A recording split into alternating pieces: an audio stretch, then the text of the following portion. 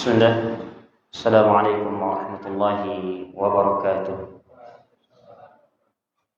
Inna hamdalillah nahmaduhu ta'ala wa nasta'inuhu wa nastaghfiruh wa na'udzu billahi min shururi anfusina wa min sayyiati a'malina.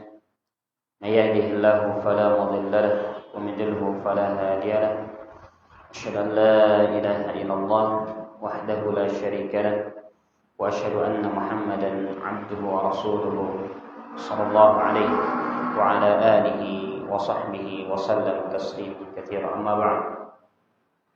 Qala Allah ta'ala ya ayyuhalladzina amanu taqullaha haqqa tuqatih wa la tamutunna illa wa antum muslimun.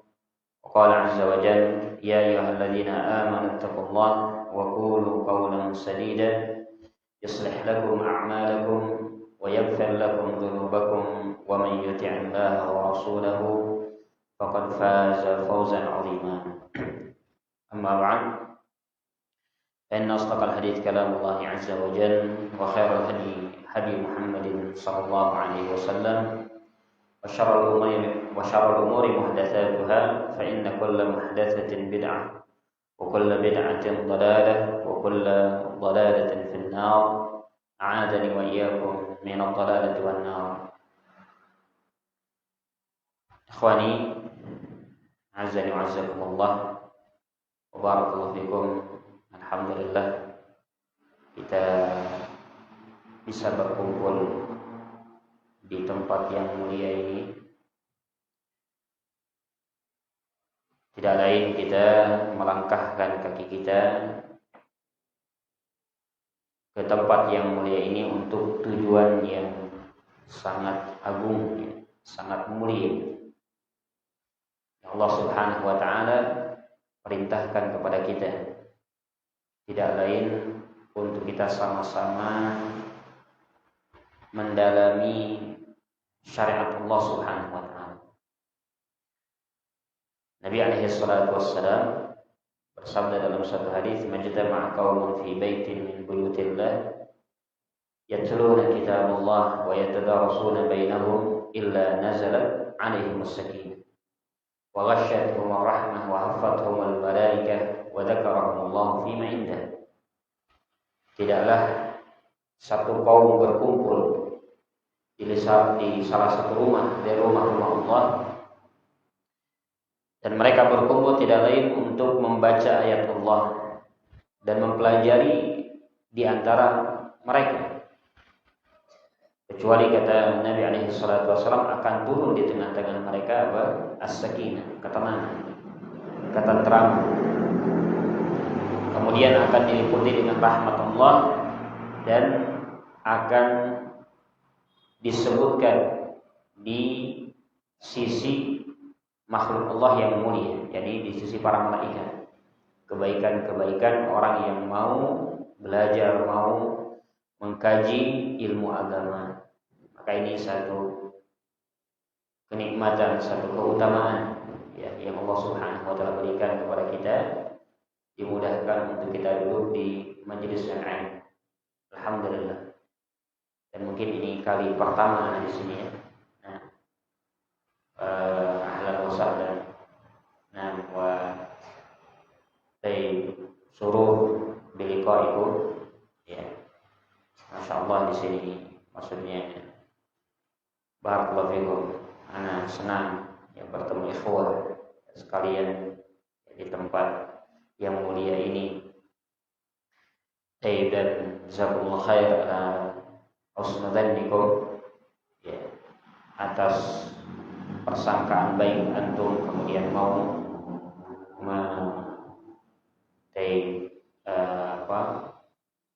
untuk bisa memberikan sedikit faedah, sedikit apa yang kita ambil dari kitab para ulama rahimahumullah jami'an.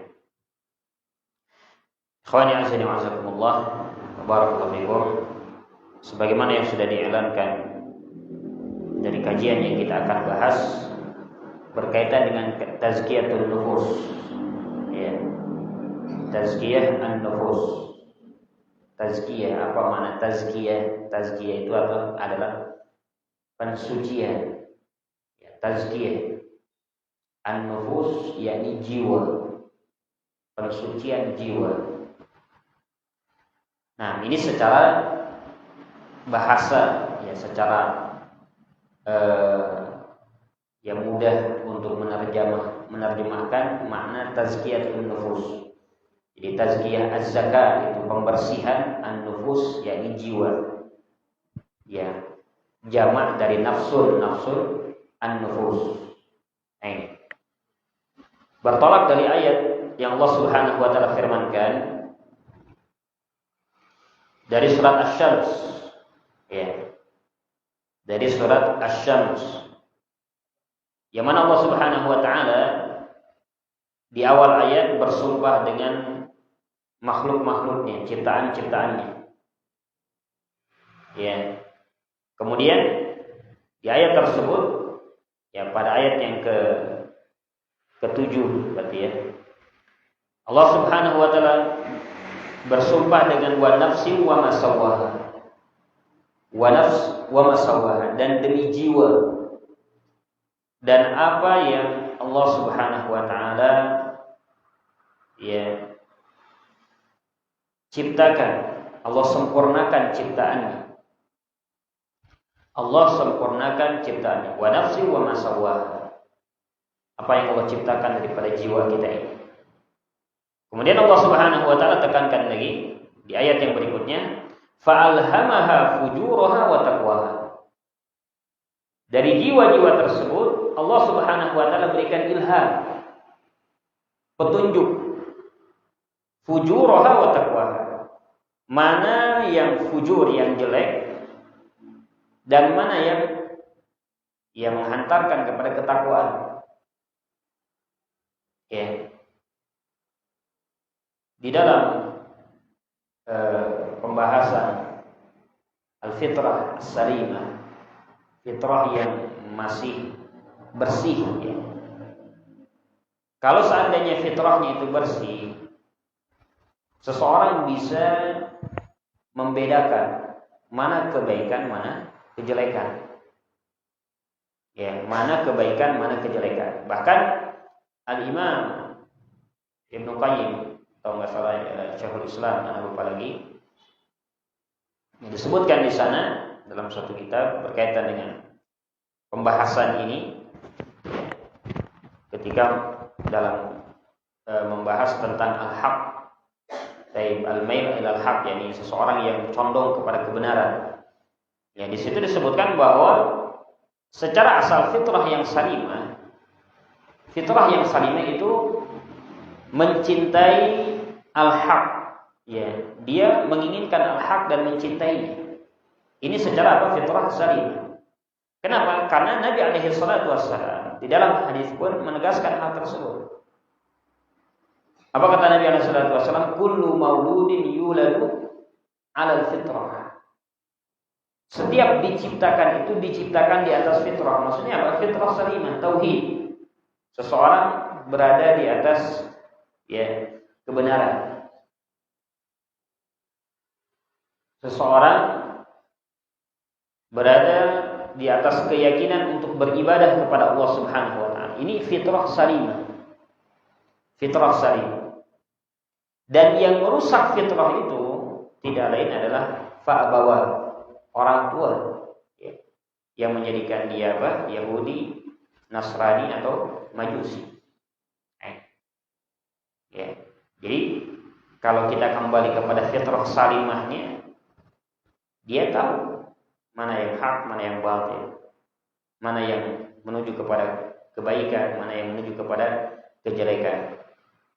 Nah ini, namun ya, ketika seorang ya sudah terlahirkan di dunia ini, banyak ya hal-hal yang masuk, ya apa penghalang-penghalangnya, kotoran-kotorannya yang ini jelas membutuhkan al-ilm, membutuhkan ilmu, membutuhkan sesuatu yang bisa kembali mensucikannya. Ya, bisa kembali mensucikannya. Barakallahu. Qad aflaha man zakkaha wa qad khaba man dassaha. Maka kata Allah Subhanahu wa taala, maka sungguh beruntung orang yang membersihkan jiwanya. Ya. Sudah lahir, sudah ada di muka bumi ini sudah mengenal berbagai macam hal-hal yang bisa mengotori jiwa ini, yang merubah jiwa ini. Terlebih pada zaman sekarang, al-fitan, bentuk fitnah ujian berupa apa? Syahwat wa syubhat. Syahwat wa syubhat. Ini jelas akan mengotori dan mengotori jiwa ini. Maka perlu untuk mentazkiyah, disucikan kembali, dibersihkan kembali. Maka Allah Subhanahu wa taala sungguh beruntung orang yang berusaha untuk mensucikan, berusaha untuk mengeluarkan kotoran-kotoran dari jiwa ini. Waqad khaba man dasara. Dan sungguh merugi orang-orang yang dia membiarkan jiwanya terkotori dengan berbagai macam kotoran. Dengan berbagai macam kotoran. Maka berangkat dari ayat ini, Allah Subhanahu wa taala, barakallahu fikum, yang menetapkan bahwa keberuntungan ini bagi orang-orang yang berusaha untuk mensucikan. Berusaha untuk mensucikan. Mensucikan jiwa dari kotoran-kotoran tadi. Maka perlu kita ketahui di sana ada bentuk hal-hal yang harus diawali menjadi sesuatu yang sangat penting untuk kita bisa mentazkiyah, mensucikan diri kita. Yang nanti kita akan bahas insyaallah. Barakallahu fikum. Ini yang perlu kita ketahui. Apa saja nanti pertama kali yang harus dibersihkan. Karena kadang seseorang ingin mentazkiyah nufus gitu. Tazkiyah nufus. Dengan apa? Awalannya dia belum tahu. Karena tanpa ilmu datang ke satu majelis atau yang selainnya lah. Kemudian kadang dengan zikir-zikir. Memang zikir itu apa? Membersihkan jiwa kita. Ala bi dzikrillah tatma'innul qulub. Memang dengan zikir seorang akan tentram hatinya. Akan mengingat kepada Allah Subhanahu wa taala. Namun bukan asal zikir, Namun bukan asal zikir. Karena kalau seandainya zikir saja tapi masih banyak kotoran-kotoran dari syubhat wasyahwat yang kita saksikan. Bukan malah membersihkan, tapi malah apa? Lebih kotor lagi. Lebih kotor lagi. Kemudian zikirnya bukan karena Allah, zikirnya di tempat-tempat yang memang tidak layak untuk berzikir di sana. Kayak zikir mungkin di kuburan. Zikir di tempat-tempat yang diyakini itu keramat. Apakah dengan ini akan mensucikan jiwanya? Jelas tidak. Karena itulah yang jelas akan mengotori jiwa kita. Yang paling Allah Subhanahu wa taala benci tidak lain apa? Asyirik, bentuk kesyirikan. Dan itulah salah satu bentuk kesyirikan. Kemudian seseorang berzikir di sana, mempersembahkan untuk orang solehnya mungkin dianggap seperti itu, dengan tujuan-tujuan yang lain. Maka ini yang perlu kita pahami. Perlu kita pahami dari tazkiyatun nufus. Barakallahu. Kemudian tadi sudah kita sebutkan az-zakah itu adalah az-ziyadah. Kalau secara bahasanya dalam bahasa Arab, pengertiannya dalam bahasa Arab secara bahasa adalah az-ziyadah. Zakat itu adalah tambahan. Zakah tambahan. Ai az-ziyadah fil khair. Tambahan pada kebaikan. Makanya zakat dikeluarkan, zakat apa? Untuk membersihkan dan menjadikan harta yang kita miliki menjadi apa? Baik gitu. Nah, ini. Dan yang diinginkan di dalam ayat tadi, di dalam surat Asy-Syams, qad aflaha man zakkaha, maksudnya apa? Man sa'a fi tazkiyati nafsi. Orang yang berusaha untuk memperbaiki jiwanya. Islahiha wa sumuwiha, ya. Memperbaiki, memperindah lagi, kemudian menata lagi jiwanya, ya. Dengan apa? Bil istikthar minat ta'ah wal khairat. Dengan memperbanyak ketaatan dan kebaikan, ya. Melaksanakan ketaatan dan juga apa? Kebaikan-kebaikan.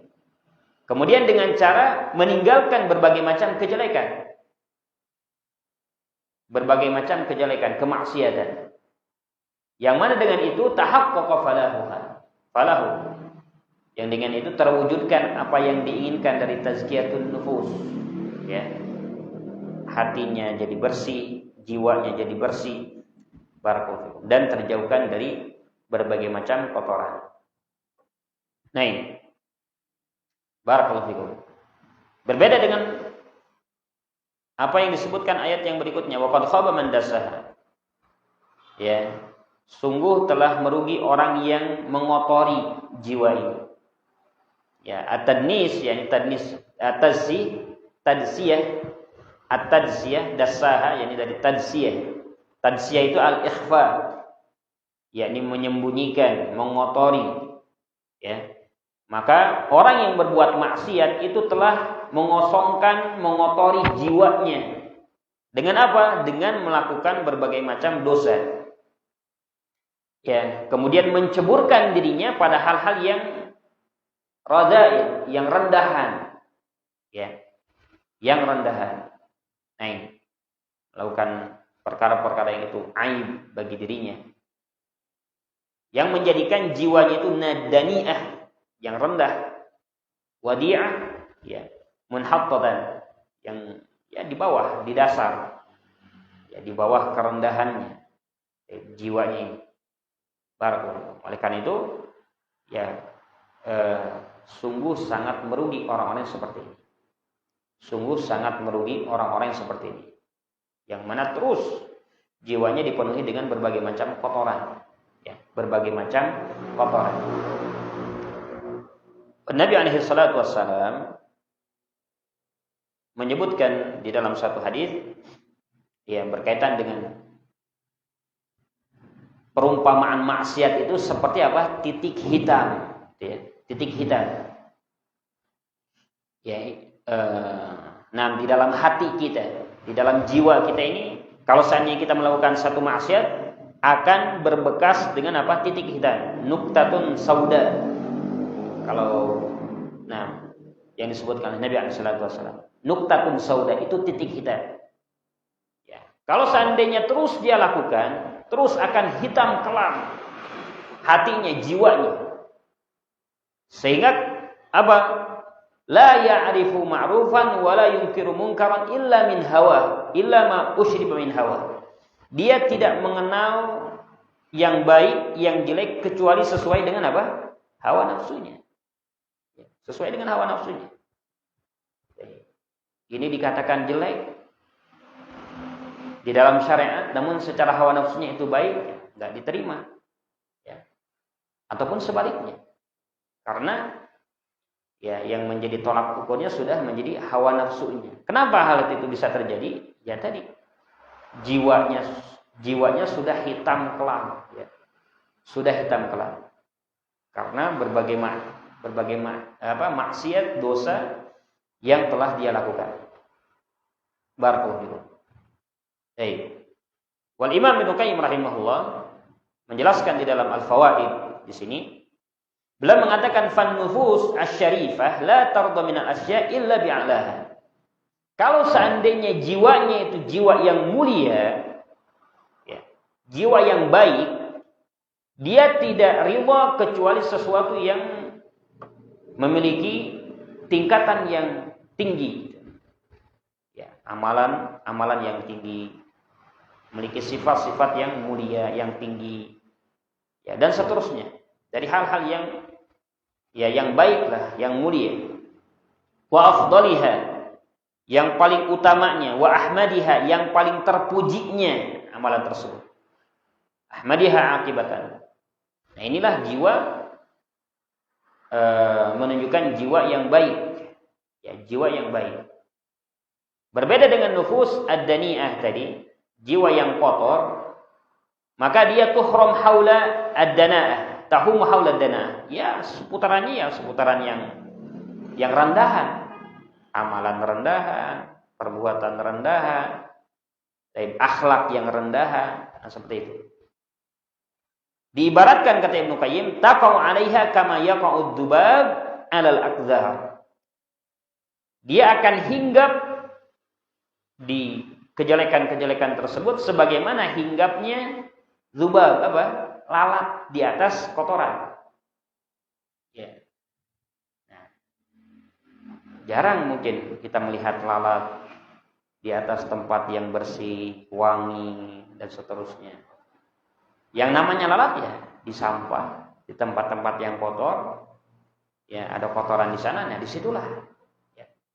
Maka ibaratnya seperti itu. Kalau jiwanya jiwa yang baik, nah berkumpul dan ya kebiasaan-kebiasaannya pun baik, akan baik. Ya. Kalau seandainya jiwanya jiwa yang baik, inginnya amalan yang baik, sifat yang baik, sifat yang mulia. Ya sama juga jiwa yang kotor, ya nggak mau duduk di tempat yang baik seperti ini. Inginnya ya tempat-tempat yang sesuai dengan jiwanya, ya nggak betah gitu, gerah, ya, istilahnya. Nah, ya tidak betah dengan lingkungan-lingkungan yang baik, amalan-amalan yang baik. Pengennya memberontak ya, masalah salam. Nah ini kalau seandainya jiwanya sudah kotor.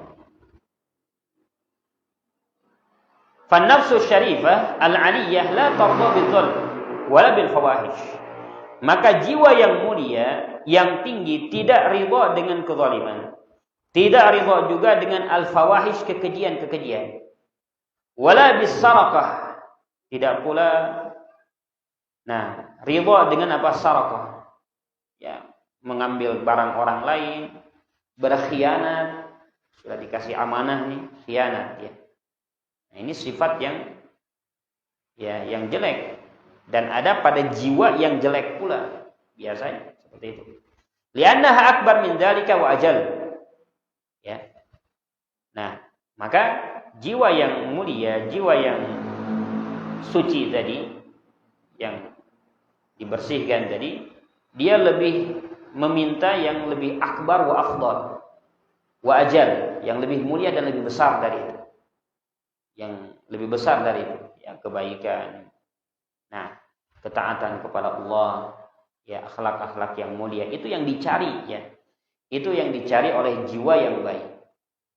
Wa nafsul mahinah al-haqirah al-khasisah bididd dzalik. Maka sebaliknya, jiwa yang hina, jiwa yang rendahan, ya kebalikan dari itu. Kebalikan dari itu. Ya, yang dia cari adalah kerendahan, kehinaan. Fa kullu nafsin tamilu ila ma yunasibuha wa yushakiluha. Maka setiap jiwa ini condong kepada apa yang sesuai dengan dirinya, jiwanya, dan yang semisal dengan itu. Ya. Nah ini. Makanya dalam hadis gimana? Al-arwah junudun mujannada. Yang namanya ruh, yang nama jiwa itu junudun mujannada, seperti prajurit. Ya. Seperti prajurit. Kalau seandainya ada di situ tempat atau lingkungan yang sesuai dengan jiwanya, sesuai dengan rohnya, taqa. Dia akan duduk di situ ya. Dia akan hinggap di situ. Ya, dia akan hinggap di situ. Nah, ini ya yang terjadi ya. Jadi setiap jiwa, setiap ruh kita akan bersatu tinggal sesuai dengan apa yang ada pada dirinya. Kalau ya jiwanya baik, rohnya baik, maka yang dicari adalah tempat yang baik, amalan yang baik. Nah, seperti itu. Barakallahu fikum. Nah, kemudian oleh karena itu ya perhatian kita untuk memperbaiki jiwa ini, karena jiwa ini kembalinya kepada apa? Al-qalb ya. Al-qalb, hati. Nah, sementara kita tahu bahwasannya kebaikan, asal kebaikan, poros kebaikan itu ya kembali kepada apa? Hati kita. Ya, hati kita. Akan baik anggota badan kita, tangan, kaki, lisan, mata, pendengaran, semuanya ketika hati kita baik. Ya. Apa kata Nabi SAW? Ala inna fil jasadi mudghah idza saluhat saluhal jasadu kullu wa idza fasadal jasadu kullu. Ala wahiyal qalb. Ketahuilah di dalam tubuh kita ini ada sekerat daging. Kalau seandainya sekerat daging ini baik, maka akan baik seluruh jasad kita.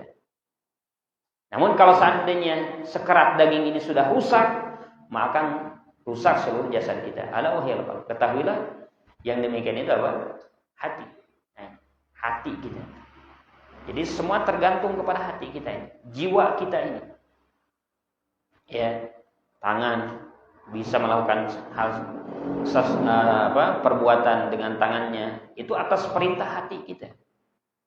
Ya, kaki, nah, dan yang selainnya dari anggota badan akan bergerak sesuai dengan apa yang diperintahkan oleh hati kita. Barakallahu. Oleh karena itu tadi diingatkan oleh para ulama, ini sangat penting untuk benar-benar dibenahi, disucikan hati kita, jiwa kita ini. Ya, jiwa kita ini harus benar-benar dibenahi. Ya, dan Ibnu Qayyim rahimahullah menjelaskan bahwa ya bentuk jihad ya, jihad yang paling utama yang harus ada pada seorang muslim adalah jihadun nafs. Ya, sebelum dia berjihad dengan ya anggota badannya, misalnya jihad di jalan Allah, jihad di medan perang. Ya. Maka yang pertama kali yang harus ada adalah jihadun nafs. Bagaimana dia bisa mengendalikan jiwanya, mengendalikan hatinya. Ya, mengendalikan hatinya. Kalau seandainya jiwanya bisa dia kendalikan, bisa dia arahkan pada hal-hal yang baik, ya, maka untuk jihad di medan perang, nah ini mudah. Nah, mudah untuk dilaksanakan. Tapi kalau seandainya jihad dengan jiwa saja dia sudah tidak mampu, dia sudah terkalahkan dengan jiwanya, ya, dengan amaratun su'nya, amarah apa? Keinginan jeleknya dari hawa nafsu ini. Bagaimana dia mau berjihad di medan perang? Bagaimana dia mau berjihad dengan orang-orang yang tidak atau yang menghalangi dari kebaikan? Ya, melawan jiwanya saja dia sudah tidak mampu. Dia sudah tidak mampu. Nah, maka kata Ibnu Qayyim rahimahullah, maka jihadul akbar, jihad yang paling besar adalah jihadun nafs. Jihad an-nafs, melawan jiwa dulu, jiwa kita dulu. Ya, jiwa kita dulu. Kalau seandainya kita sudah bisa menjinakkan, bisa kita arahkan pada kebaikan, ya jiwa kita, bismillah. Ya, maksudnya ini satu alamat tanda kebaikan. Ya, tanda kebaikan. Ya, tanda al-falah. Yani keberuntungan kita, kebahagiaan kita ketika kita bisa jadi mengalahkan jiwa kita. Namun kalau seandainya jiwa saja sudah tadi, bahkan yang menjadi tolak ukurnya adalah jiwa dia. Ya, kebaikan, kejelekan ya ditinjau diukurnya dengan jiwanya, dengan hawa nafsunya. Ya, ini baik, ini jelek, ini batil, ini hak dan yang selainnya itu dengan jiwanya, nah ini sudah rusak. Ya, sudah kalah dia. Nah, sudah kalah. Barakallahu. Nah ini. Ya ini kedudukan al-qalb wan nafs ya pada diri kita. Maka sekali lagi memang paling penting untuk kita memperhatikan hati kita, jiwa kita, bagaimana bisa baik, bagaimana bisa kita kendalikan. Ya, dibandingkan mungkin amalan-amalan secara jawari, anggota badan, sholat, yang lainnya. Maka yang pertama kali hati. Tapi kalau misalnya hatinya sudah baik, sudah luluh gitu ya, sudah mau melaksanakan kebaikan, untuk amalan-amalan secara jawari jangan disuruh pun dia akan melaksanakannya. Ya kan? Nah, kalau seandainya hatinya sudah yang memerintah, ya bukan orang lain yang memerintahnya. Ya, bukan orang lain yang memerintahnya, tapi jiwanya yang memerintahkan dia akan melakukannya. Beda kan kalau seandainya seorang diperintah kebaikan oleh orang lain gitu, dibandingkan dengan dia melaksanakan kebaikan dengan dari diri dia. Lebih mudah mana? Lebih mudah mana? Mudah kalau seandainya terlahir dari diri kita sendiri, ya kan? Beda kalau seandainya antum kayak gini. Antum sholat 2 rakaat, antum sholat 4 rakaat kalau ya masuk maksudnya kalau masuk masjid sholat 2 rakaat. Kalau malam bangun malam sholatlah witir paling tidak. Ya. Nah, ini dibandingkan kemudian dia sadar ini adalah sunnah Nabi, kita harus laksanakan. Nah, timbul dari dirinya itu lebih gampang gitu, lebih mudah dibandingkan harus disuruh. Nah ini. Baik. Barakallahu fikum. Kemudian juga yang harus difahami dalam permasalahan ini di dalam tazkiyatun nufus adalah berkaitan dengan cara mentazkiyah. Jadi bukan berarti tazkiyah nufus itu untuk senantiasa menyibukkan diri dan menyibukkan diri dengan dipenuhi dengan dengan hal-hal yang itu baik sebenarnya. Cuma hal yang memberatkan jiwa dia. Ya. Sholat terus ataupun zikir terus. Itu kan bukan seperti itu yang diinginkan. Ya. Bukan seperti yang diinginkan. Nah, sampai Nabi alaihi salatu wasallam mengingatkan pada sebagian para sahabat yang secara asal mungkin baik dia atau keinginan mereka baik. Ya, keinginan mereka ingin mendapatkan pahala yang sangat besar, ya, keutamaan yang sangat besar. Ya, yang mana malamnya dipakai untuk sholat semalam suntuk. Ya. Pagi dia berpuasa. Ya, dan itu dilakukan terus menerus seperti itu. Nah, kemudian Nabi SAW menegur sahabat ini. Ya, dan beliau mengatakan Inna 'alaika haqqun wa fi jasadika haqqun wa fi nafsika haqqun. Ya, sesungguhnya dirimu itu ada haknya. Jasadmu itu ada haknya, jangan dizalimi haknya. Ya, sholat malam suntuk tidak ada tidurnya. Nah ini. Ya, juga kita tahu 3 orang yang datang kepada Nabi SAW, yang satu akan sholat malam dan tidak tidur. Yang satu lagi akan puasa tidak pernah buka. Ya, yang satu lagi tidak mau nikah. Nah, ya ini ma'ruf, jelas. Ya. Lalu apakah mereka dengan hal itu kan niat mereka baik, ya kan? Mau sholat malam suntuk, ya. Bukan perkara yang jelek maksudnya. Keinginan mereka baik. Sholat malam. Puasa terus. Ya. Nah, tidak menikah karena kalau nikah mungkin disibukkan punya anak, punya itu kan. Kalau nggak nikah, ya dia bebas mau sholat, mau ngapain, mau amal ibadah yang lain. Nah, pikirannya ke sana, ya. Baik. Namun apa kata Nabi SAW? Ya, beliau membimbing bahwasannya Saya sholat, saya pun ada tidurnya, ada hak untuk tidurnya. Saya puasa, ada waktu ibadah. Namun di sana pun saya berbuka. Ada hak untuk berbuka untuk jiwa kita. Wa tazawwajun nisa, kemudian aku pun menikahi perempuan. Faman raghiba an sunnati falaysa minni. Barang siapa yang benci terhadap sunnahku maka bukan dari golonganku. Nah, ya jadi di sini menunjukkan ya bukan berarti kemudian ingin tazkiyatun nufus nih. Gimana caranya sholat terus, ya puasa terus. Nah, ya tinggalkan ya keluarga, ya maksudnya?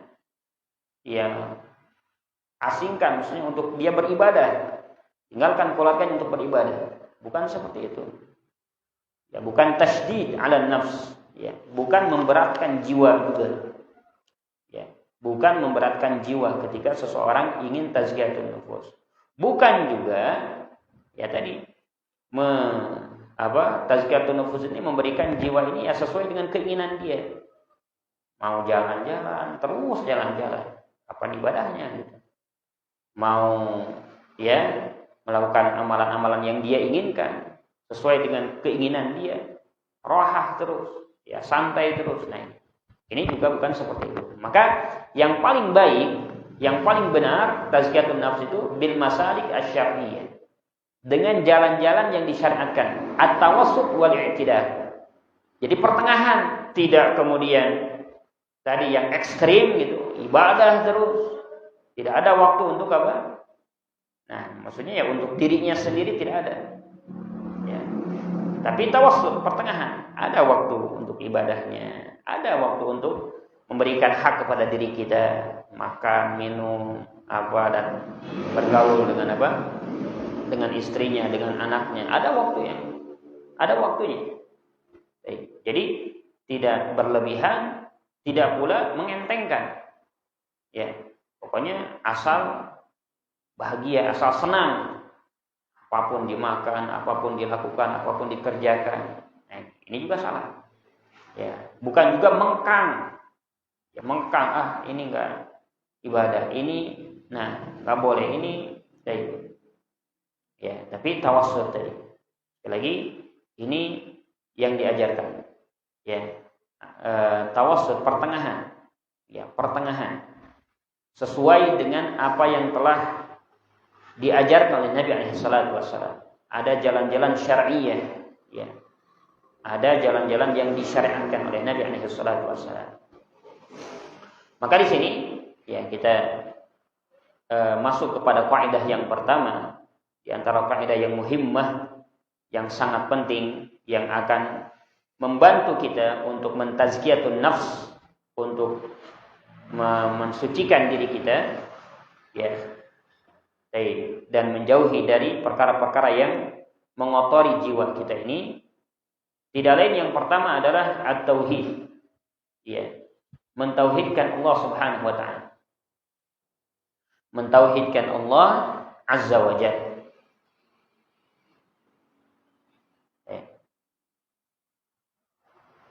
Poin yang pertama ini, at-tauhid, yang mentauhidkan Allah Azza wa Jalla. Ya, ini poin yang sangat-sangat penting.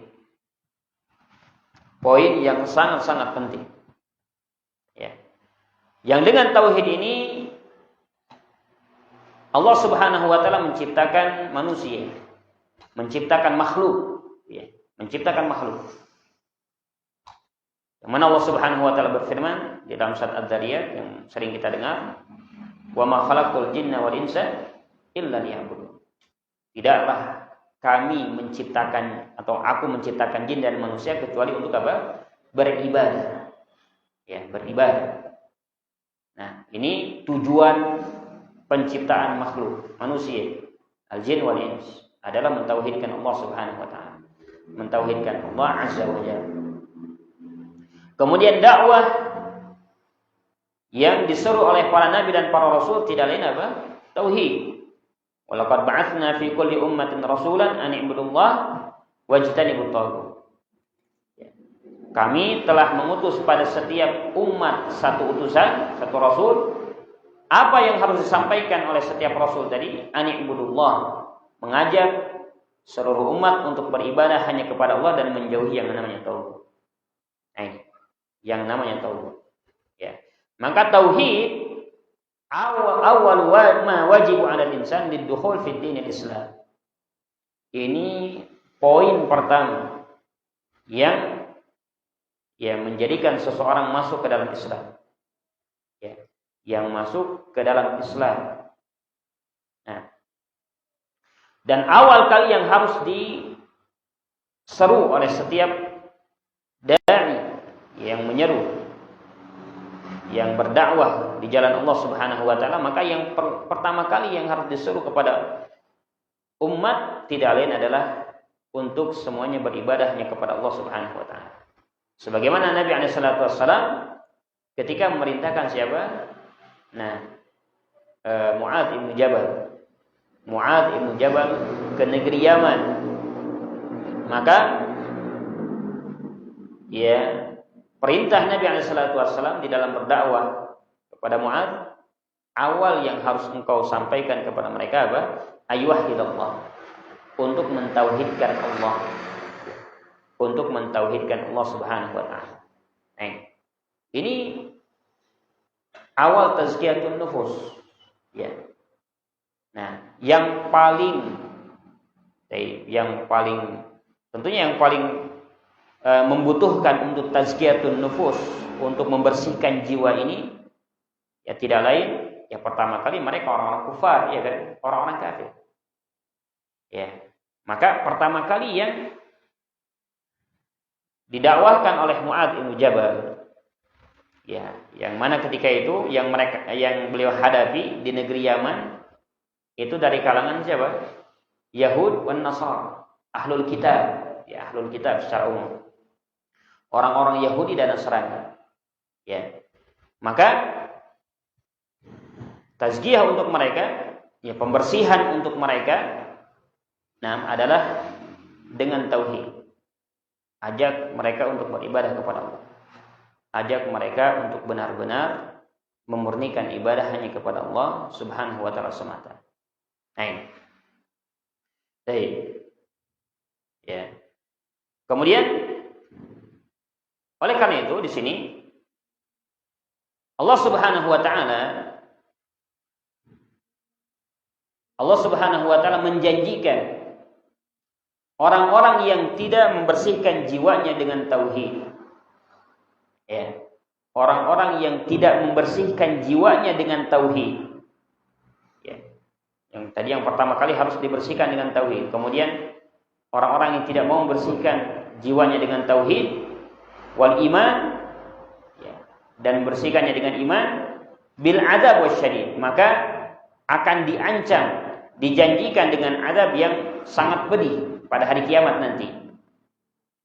Sebagaimana Allah Subhanahu wa taala berfirman dalam surat Fussilat. Ya, kata Allah Subhanahu wa taala, "Wa wailul lil musyrikin alladzina la yu'tuna az-zakah wa hum bil akhirati hum kafirun." Maka kecelakaan bagi orang-orang musyrik yang mana mereka tidak mau menunaikan zakat dan mereka terhadap yaumul akhir mereka kufur, ingkar. Ya, mereka ingkar. Ini bentuk, ya, ancaman Allah ketika dia tidak mau membersihkan jiwanya dari kekufuran. Sementara tauhid ini awal wajibin, perkara yang sangat-sangat wajib. Ya. Sebelum sholat, sebelum zakat, sebelum haji, apa dulu? Tauhid dulu. Bersihkan dulu tauhid. Ya. Bersihkan dulu dari kesyirikan, dari keyakinan kufriyah, kekufuran kepada Allah Subhanahu wa taala. Dan yang selainnya, bersihkan akidahnya dulu, ya. Bersihkan akidahnya dulu.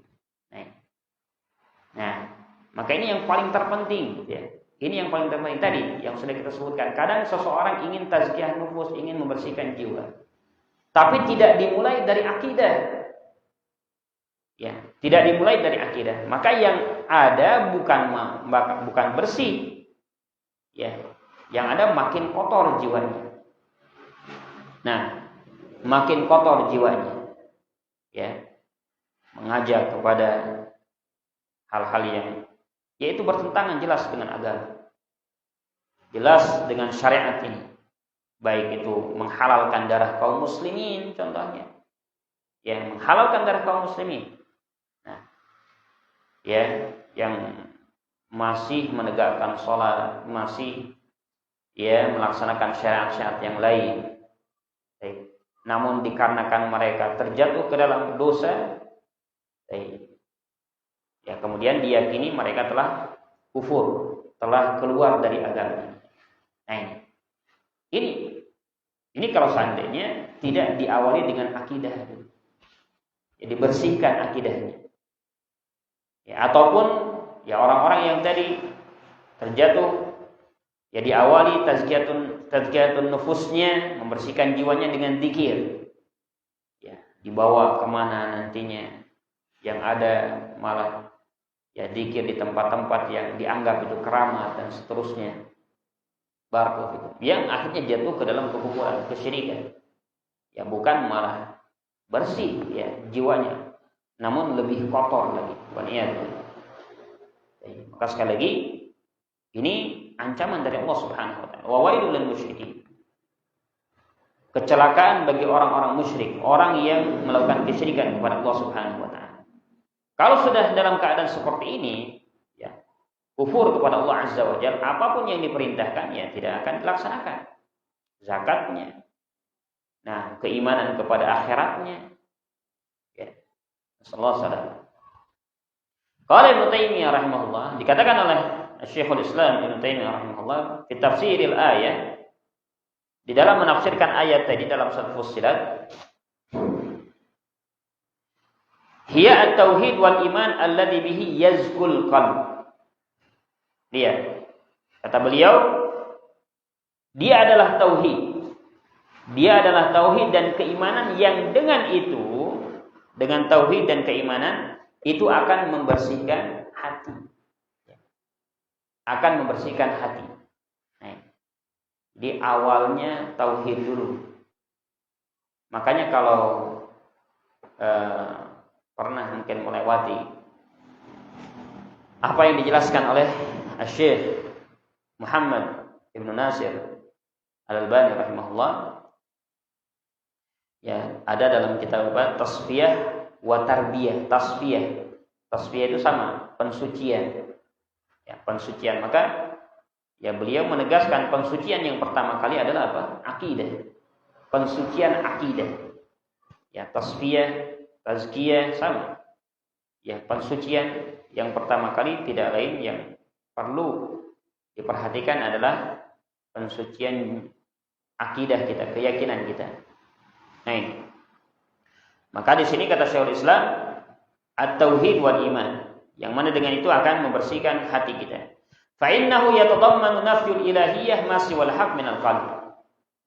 Karena dengan itu terkandung menafikan ilahiyah, ya menafikan sesembahan apa yang selain yang benar di dalam hati kita.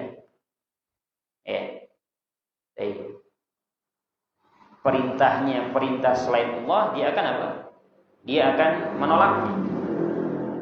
Dia akan menolaknya. Kalau seandainya sudah tertancap tauhid di dalam hati.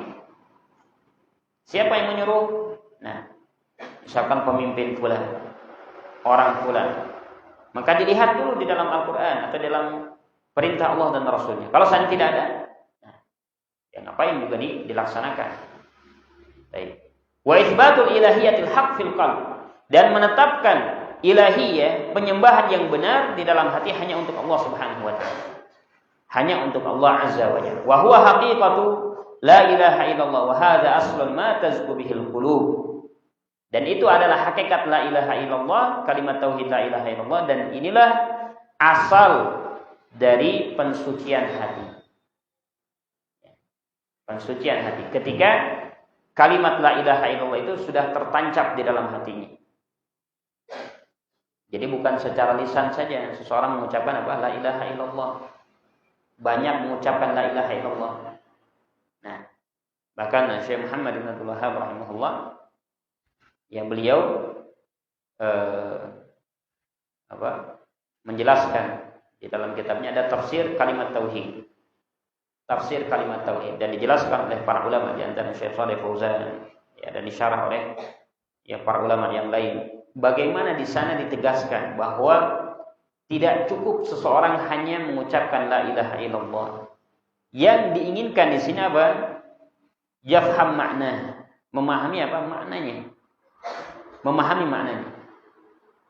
Yang terjadi sekarang, seseorang mengucapkan la ilaha illallah tapi amalannya jauh dari kalimat la ilaha illallah. Ya. Ini terjadi. Nah, mengucapkan la ilaha illallah tapi ya menyembelihnya untuk selain Allah. Iya kan? Berdoanya kepada selain Allah. Ya. Kenapa ini bisa terjadi? Karena tidak faham kalimat tauhid. Tidak tahu makna sebenarnya dari kalimat tauhid. Yang mana di dalam kalimat tauhid tersebut menegaskan la ilaha ma'budun illallah.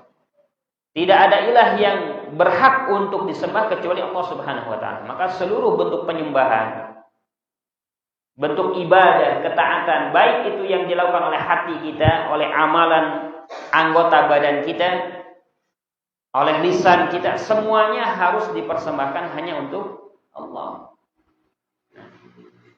Ya, kalau sudah paham ini tidak ada yang bentuk menyelisihi kalimat la ilaha illallah, tidak ada. Ya, doa hanya kepada Allah. Ya, tidak ada yang bentuk percaya kepada benda gitu. Ini yang mendatangkan rezeki, ini yang menolak bala, ini yang selainnya. Kalau dia sudah paham kalimat la ilaha illallah. Dikarenakan tidak faham kalimat la ilaha illallah, maka ia terjerumus ke hal-hal yang tadi. Ya. Kemudian juga harus tahu tuntutan dari kalimat la ilaha illallah. Ya. Kalau sudah mengucapkan la ilaha illallah berarti tidak ada yang dia sembah hanya kecuali Allah Subhanahu wa taala semata. Dan menjauhi dari yang namanya bentuk kesyirikan. Peribadatan kepada selain Allah Subhanahu wa taala. Ini kalau seandainya sudah tertancap, ya, kalimat tauhid di dalam hati. Dan kalau sudah tertancap hal ini, keyakinan, ya, kalimat la ilaha illallah, nah, amalan-amalan kebaikan, ketaatan kepada Allah Subhanahu wa taala akan mudah untuk diwujudkan. Ya, akan mudah untuk diwujudkan. Tadi al-ilah, karena dia tahu bahwasanya ilah itu yudha' wa la yu'sa.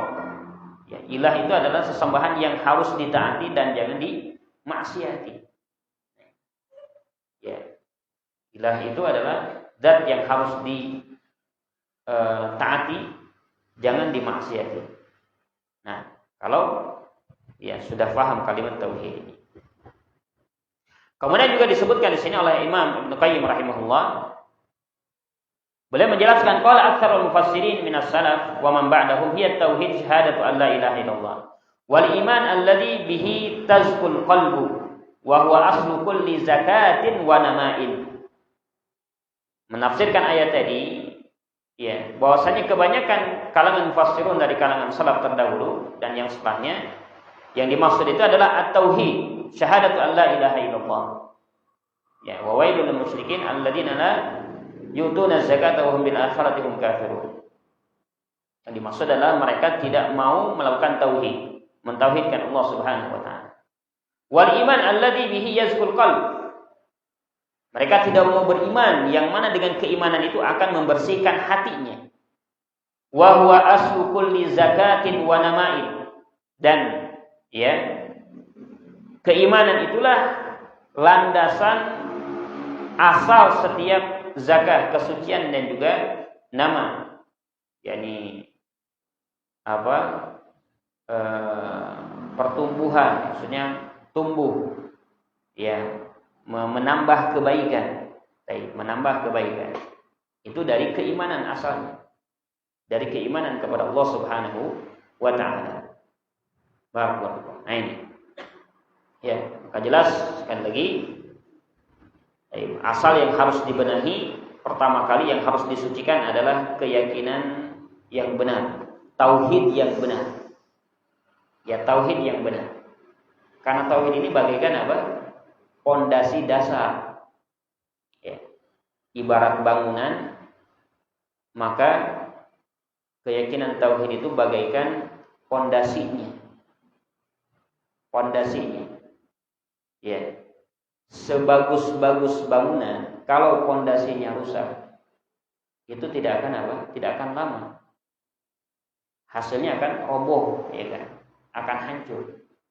Beda kalau seandainya pondasinya sudah kokoh. Mau antum bangun berapa tingkat pun dengan ornamen-ornamen yang paling bagus sekalipun, ya akan apa? Akan bagus. Seperti itu. Ya, coba kokohkan dulu bangunannya. Jangan kemudian malah dia mengurusi ini dan itu, amalan ini, amalan itu. Ya, lihat akidahnya dulu. Ya, karena ini pondasi dasar. Kalau pondasi dasarnya sudah rusak, jangan harap kesananya pun akan bagus. Coba lihat. Nah, orang-orang yang akidahnya rusak, keyakinannya rusak, tidak akan bagus sholatnya, tidak akan bagus zakatnya, tidak akan bagus amalan-amalan yang lainnya. Beda dengan orang yang sudah benar akidahnya, ya sudah jelas, nah sesuai dengan apa yang Allah Subhanahu Wa Taala perintahkan dan Rasulnya dalam akidah keyakinan dia. Ya, maka apapun yang dia hadapi dari bentuk ketaatan kepada Allah Subhanahu Wa Taala akan menjadi bagus. Ya, akan menjadi bagus. Selagi ini yang perlu diperhatikan. Ini yang perlu diperhatikan. Barakallahu. Baik. Kemudian di sini dikatakan juga, kama anna tauhid wa aslu ma tazku bihi nufus wa tadhur fasyirka huwa ashaddu ma yudannis an-nufus wa yaftiku biha bal huwa muhbil li jami'il a'mal. Sebagaimana tauhid itu merupakan pondasi dasar yang bisa membersihkan jiwa, yang bisa mensucikan, maka kesyirikan, ya lawanannya, lawanan tauhid apa? Asyirk. Maka kesyirikan itu poin yang sangat besar yang akan merusak jiwa yang suci. Ya, jiwa yang sudah bersih. Maka yang pertama kali yang paling berbahaya untuk jiwa ini adalah kesyirikan. Kesyirikan. Bahkan kesyirikan itu akan menghapus seluruh amalan kebaikan kita. Akan menghapuskan seluruh amalan kebaikan kita. Tadi, ya baik dia sholat mau kayak gimana sholatnya, khusyuk apapun lah. Puasa mau gimana puasanya, sedekah mau seberapa banyak dia mengeluarkan sedekah, tapi akidahnya rusak.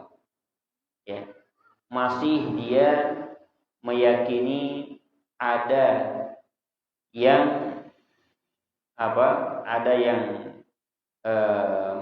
yang menolak bala, ada yang mendatangkan kebaikan selain Allah Subhanahu Wa Taala. Percaya kepada hal-hal yang ya itu perkara yang gaib. Bertanya kepada peramal atau dukun, bagaimana nasib dia, bagaimana ya rezeki dia, jodoh dia dan selainnya. Maka kebaikan yang dia laksanakan sebelumnya itu akan terhapus. Sebagaimana Allah Subhanahu wa taala firmankan dalam surat Az-Zumar di sini ayat 65. Allah firmankan walaqad uhiya ilaika wa ilal ladina min qablika la in asyrakta la yahbatanna 'amalu wa la takunanna minal musyrikin wa la takunanna minal khasirin. Kata Allah Subhanahu wa taala, dan telah diwahyukan kepada Muhammad dan kepada orang-orang sebelummu, kalau seandainya engkau melakukan kesyirikan kepada Allah, Allah akan hapuskan amalan dan kamu termasuk orang-orang yang merugi. Ini bahaya syirik, bahaya syirik. Amalan sudah dia laksanakan, ibadah dia sudah kerjakan dengan susah payahnya, satu kali dia melakukan kesyirikan kepada Allah Subhanahu wa taala bisa terhapuskan. Ya, bisa terhapuskan. Tadi bagaikan bangunan yang megah tapi pondasinya rusak, ambrul. Ya. Gimana? Nah, mau kokoh, gimana mau bertahan? Karena memang pondasinya aja ya sudah tidak bagus. Nah, ini ibaratnya. Di dalam ayat yang lain Allah Subhanahu wa taala berfirman, "Walau asyraku lahabitu anhum ma kanu ya'malun." Walau asyraku, kalau seandainya mereka melakukan kesyirikan, lahabitu anhum ma kanu ya'malun. Sungguh akan terhapuskan segala apa yang telah mereka laksanakan. Ya. Akan terhapuskan segala apa yang mereka lakukan. Nah, ini bahaya syirik, ya. Ini bahaya kesyirikan. Kemudian kesyirikan itu adalah dosa yang tidak bisa diampuni oleh Allah Subhanahu wa taala. Ya. Dosa zina, dosa makan riba, dosa selain itulah. Ya, selain syirik. Itu di bawah tahta masyiatillah. Masih di bawah kehendak Allah Subhanahu wa taala. Ada kemungkinan Allah mengampuni. Namun dosa syirik jangan harap. Ya. Allah Subhanahu wa taala firmankan dalam surat An-Nisa, ya, kalau dia mati dalam keadaan membawa dosa syirik, Allah akan tetap meminta pertanggungjawabannya di hadapannya. Innallaha la yaghfiru an yushraka bih wa yaghfiru ma duna dzalika liman yasha. Ya, sesungguhnya Allah Subhanahu wa taala tidak akan mengampuni orang yang menyekutukan dengannya. Dan Allah mengampuni selain itu bagi siapa yang Allah kehendaki.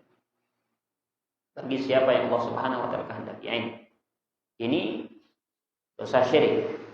Ya, ini dosa syirik. Tapi sekecil apapun kesyirikan tersebut, Allah akan meminta pertanggungjawaban di hadapannya. Jangan harap Allah mengampuninya. Jadi, lebih dari itu, Allah Subhanahu wa taala akan mengharamkan orang yang melakukan kesyirikan ya tempat yang paling indah, paling nikmat bagi seorang makhluk. Nah, tidak lain adalah jannahnya. Allah haramkan bagi pelaku kesyirikan jannahnya, surganya, segala kebaikan ada di dalamnya. Allah haramkan bagi orang-orang yang melakukan kesyirikan, yang dirusak jiwanya dengan kesyirikan. Ya, kata Allah Subhanahu wa taala dalam surat Al-Maidah ayat 72, "Innahu man yusyrik billah faqad harramallahu 'alaihi al-jannah wa ma'wahu an-nar wa ma lil-zalimin min ansar." Sungguhnya orang yang melakukan kesyirikan kepada Allah, maka Allah telah haramkan baginya apa? Surga. Wa ma'wahu an-nar, dan tempatnya di mana? Di neraka.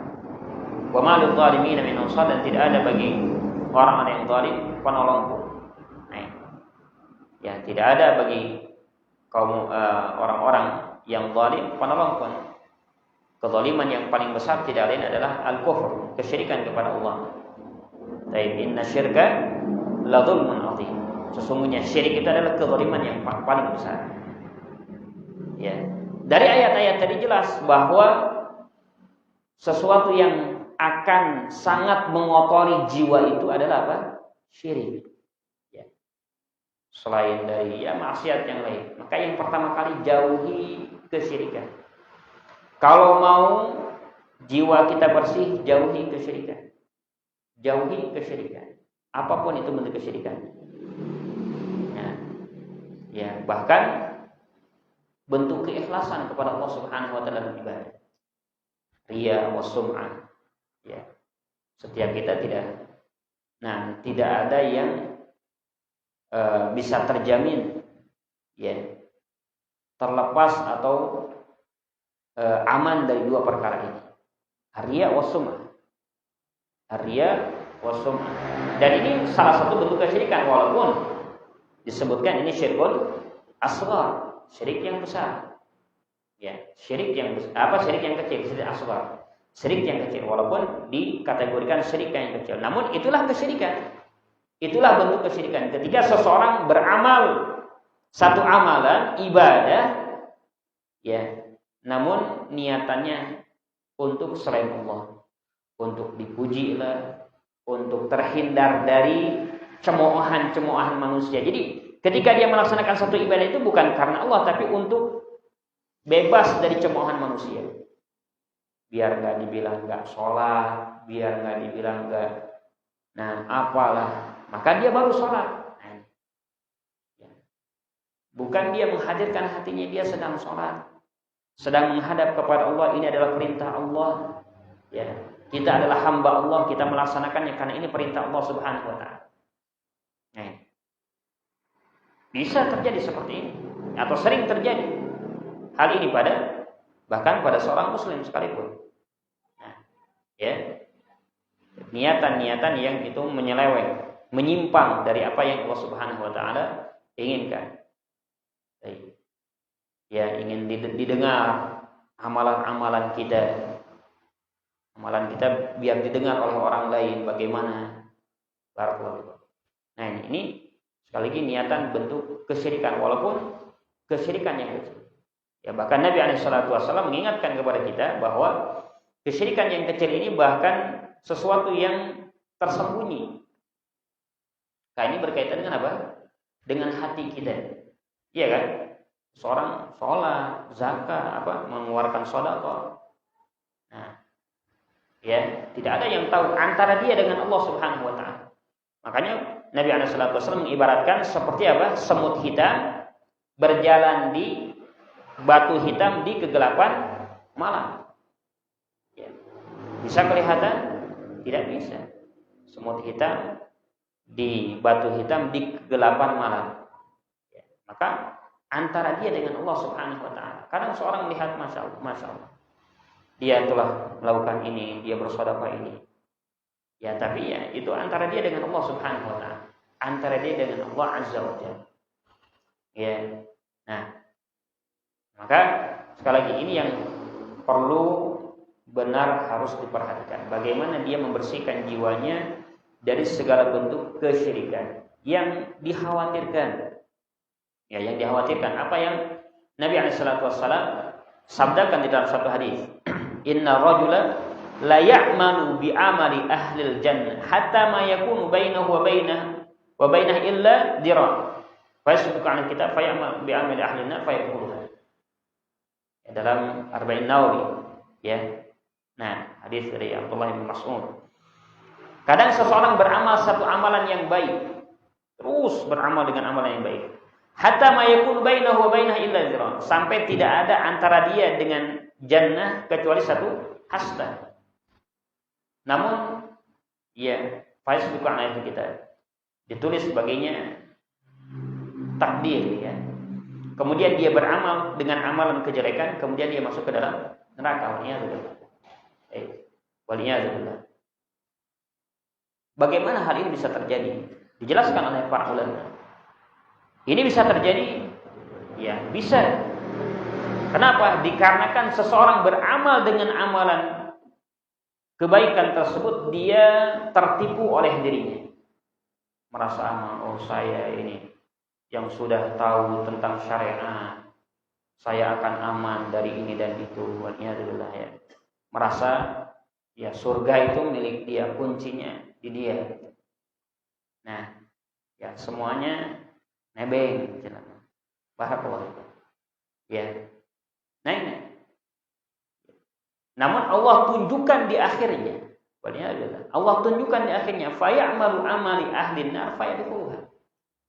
Ya sudah sejengkal mungkin, namun Allah tampakkan niatannya dalam beramal itu untuk apa sih? Ya. Nah, benar nggak dia niatnya karena Allah? Benar nggak dia niatnya untuk membela agama Allah Subhanahu wa Ta'ala, memperjuangkan kalimat tauhid contohnya. Kemudian Allah tampakkan nih seperti ini. Ya, dia akhirnya beramal dengan amalan kejelekan, berbeda juga dengan orang-orang yang mungkin secara zahirnya amalannya jelek, tapi kadang merasa takut, dalam hatinya ada rasa takut dia. Beramal dengan amalan ahlun nar, kemudian tidak ada antara dia dengan neraka kecuali satu hasta, namun Allah tunjukkan bahwasanya dia masih ada rasa takut kepada Allah, kemudian dia beramal amalan kebaikan, dia masuk ke dalam surga. Nah, ini dijelaskan oleh para ulama seperti ini. Ya, kadang seseorang ya melakukan kejelekan itu bukan karena dia senang dengan kejelekan, ada rasa takut dia. Cuma mungkin banyak hal mungkin karena dia ya dituntut dengan ini dan itulah. Barakallahu fikum.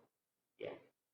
Nah, maka sekali lagi jangan sampai seseorang merasa aman, ya, merasa aman dari makar Allah. Ya, kita bersyukur kita mendapatkan hidayah, kita mendapatkan taufik, kita dipilih oleh Allah Subhanahu wa taala untuk bisa mau mendalami agama, melaksanakan syariat ini sesuai dengan dalil. Cuma jangan kemudian merasa aman di situ saja. Ya, kemudian tidak menggali lagi, kemudian tidak berusaha untuk memperbaiki lagi. Masih banyak hal-hal yang kurang dari kita. Makanya perlu tazkiyatun nufus terus. Ya, perlu kita mendalami lagi ilmu akidah, ilmu yang lainnya, ilmu fikihnya. Masih banyak.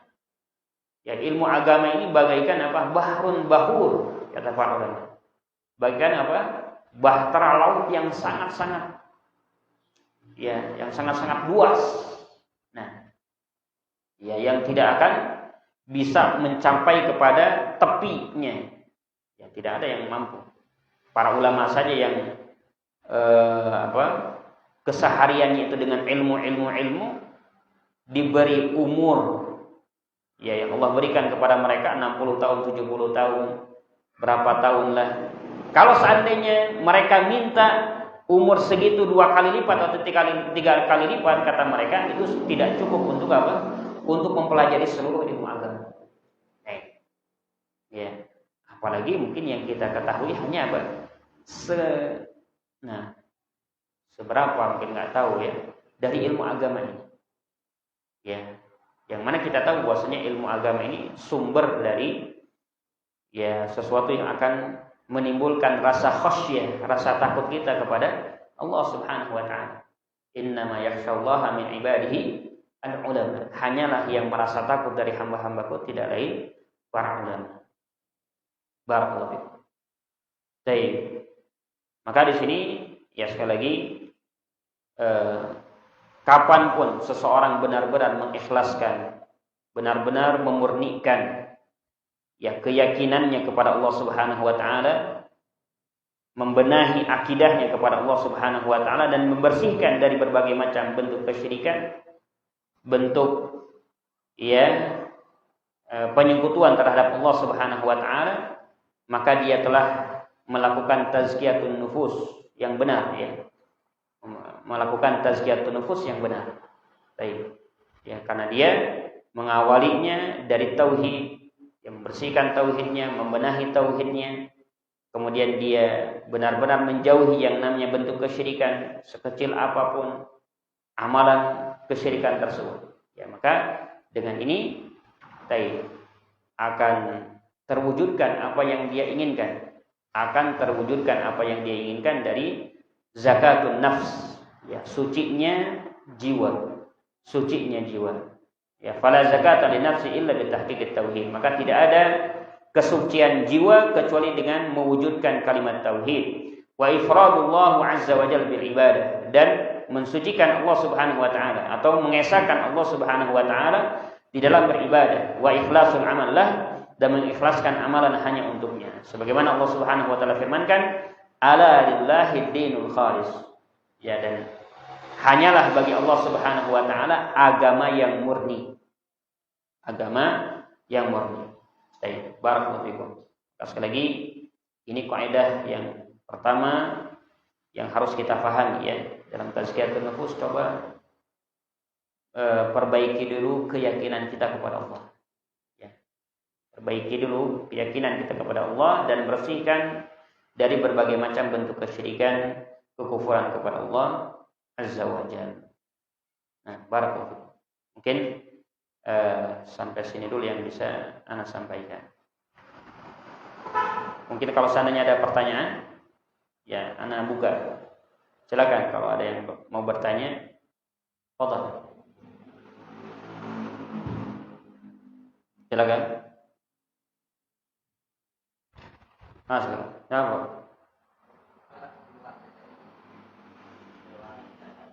Silakan. Waalaikumsalam warahmatullahi wabarakatuh.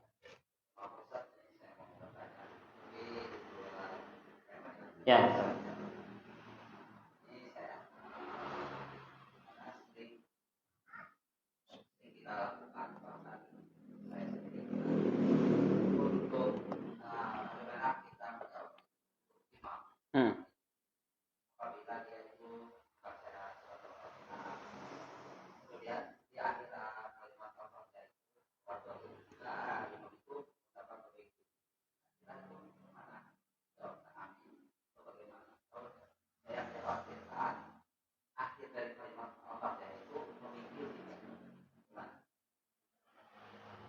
Ya, baru dengar. Baik. Ya jelas kalau seandainya dia mengucapkan hal tersebut, Allahumma gfirli, ini tidak ada tuntutannya. Tidak tuntutannya. Walaupun mungkin secara makna itu pun nggak nyambung gitu. Ya, tunjukkanlah kami ke jalan yang lurus, jalan orang-orang yang memberikan nikmat, jalan orang-orang yang shiratal ladzina an'amta 'alaihim ghairil maghdubi 'alaihim, jalan Engkau yang berikan nikmat, bukan jalan orang-orang yang Engkau murkai dan bukan jalan orang-orang yang sesat. Lalu kemudian kenapa dia harus mengatakan Allahumma gfirli gitu? Itu nggak nyambung. Iya kan? Nggak nyambung. Maksudnya dia minta, kemudian dia bilang Allahumma gfirli, nggak nyambung. Ya dari sisi itu saja sudah salah. Jelas kan? Sudah salah. Ya.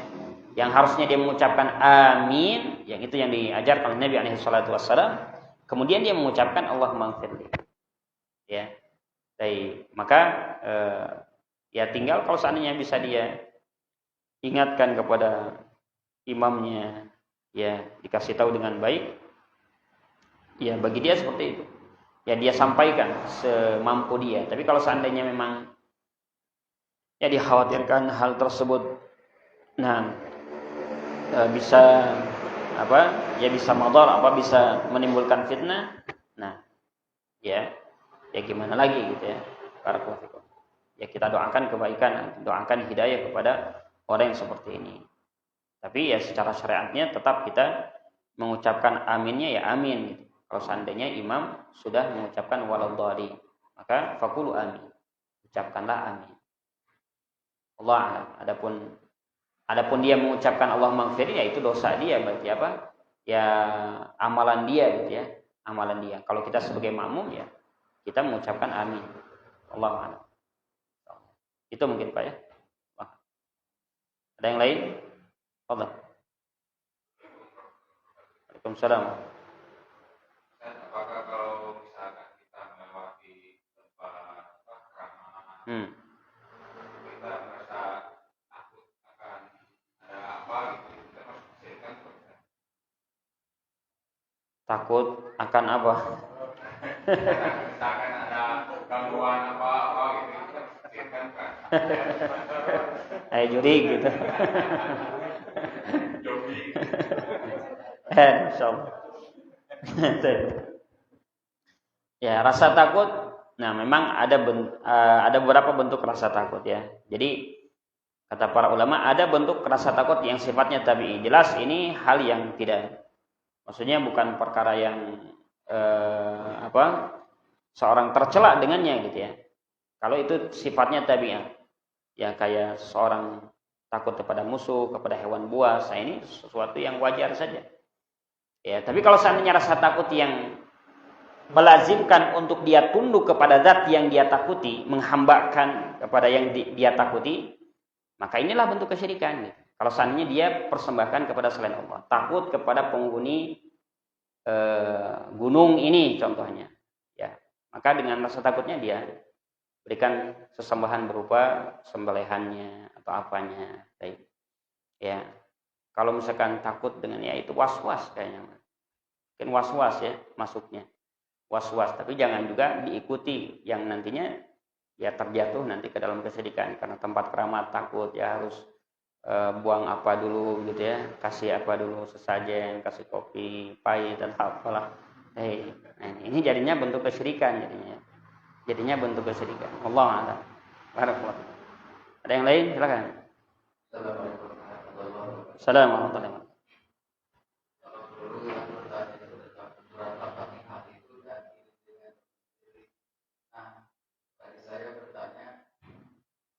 Kalau di dalam sholat mau membaca Al-Fatihah itu, apakah harus baca basmalah? Apakah tidak? Karena basmalah itu kadang tidak termasuk di dalam surat Al-Fatihah. Tapi kalau mau berbuat kebaikan itu kan harus diawali dengan basmalah. Ada juga yang menyampaikan karena hadisnya itu al-jamu harus dikompromikan. Dari bagaimana kedua-duanya harus bisa terbawa. Apakah baca bismillah itu boleh? Apakah tidak boleh kalau mengawalinya? Terima kasih. Assalamualaikum Waalaikumsalam warahmatullahi wabarakatuh. Waalaikumsalam. Baik. Membaca basmalah ya sebelum Al-Fatihah bukan nggak boleh. Bukan nggak boleh. Itu disyariatkan jelas. Membaca basmalah ya ketika membaca surat Al-Fatihah. Ya. Dan itu pun yang diajarkan. Ya, yang diajarkan ketika membaca surat ya mengawali surat. Kan di awal surat pasti ada apa? Bismillah ya kan? Di awal surat ya, membaca surat Al-Baqarah. Awal suratnya bismillah. Ali Imran kecuali surat At-Taubah dari Al-Anfal ke At-Taubah kan di situ nggak ada basmalahnya. Iya. Namun ketika membaca surat Al-Fatihah, surat Al-Fatihah, membaca surat Al-Fatihah. Jadi ayat yang pertama adalah Alhamdulillahirabbil alamin. Iya, Alhamdulillahirabbil alamin. Ya, kemudian disyariatkan membaca basmalah, disyariatkan tapi tidak dikeraskan. Nah, ini maksudnya ya. Tidak dikeraskan. Karena satu sahabat mengatakan, "Shallaitu ma'an Nabi sallallahu alaihi wasallam wa Umar wa Abu Bakar wa Utsman falam yaqra bismillahirrahmanirrahim." Au hum yaftatihuna bil alhamdulillahirabbil alamin. Saya salat di belakang Rasulullah, belakang Abu Bakar, Umar, Utsman dan mereka mengawali salat itu dengan apa? Alhamdulillahirabbil alamin. Dengan ini bukan berarti nggak boleh membaca basmalah, baca basmalah, tapi jangan dikeraskan gitu. Ya, tidak dikeraskan tapi sir, ya. Disir. Nah, ya dia bismillah baru kemudian dia membaca alhamdulillahirabbil alamin. Berkaitan dengan setiap amalan kemudian diawali dengan basmalah. Ya memang ada segala contohnya ketika makan memang ada dalilnya samillah wa qul biyamini wa qul mimma yalik gitu ya. Atau ya dalam berbagai amalan yang itu disebutkan di sana basmalah. Wudu contohnya mungkin ya wudu. Bela wudu aliman lam yadhkur ismallah, membaca basmalah gitu ya. Nah, ya tapi maksudnya itu semua sesuai dengan dalil gitu ya. Sesuai dengan dalil. Artinya sesuai dengan tuntunan Nabi alaihi salatu wassalam. Kalau memang amalan ketaatan gitu diawali dengan basmalah, ya kita ucapkan basmalah. Seperti sholat. Mau sholat baca basmalah disyariatkan atau tidak? Maksudnya mau sholat Allahu Akbar bismillah Allahu Akbar. Ada nggak? Nggak ada kan? Tapi nggak ada seperti itu. Jadi itu pun sesuai dengan apa yang telah contohkan oleh Nabi alaihi salatu wassalam. Jadi adapun ketika membaca Al-Fatihah tadi sudah kita sebutkan.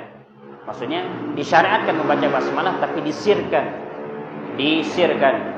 Ya, tidak dikeraskan.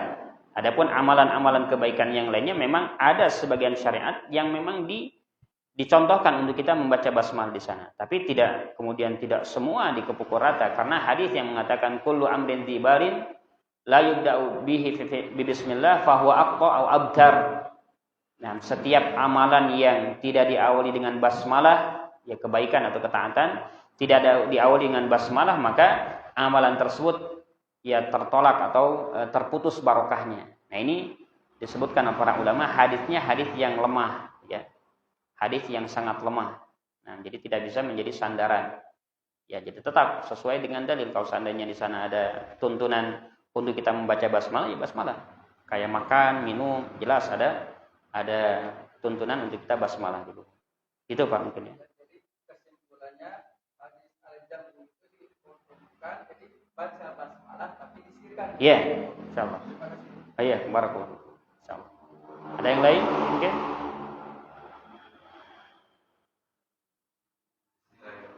Salah.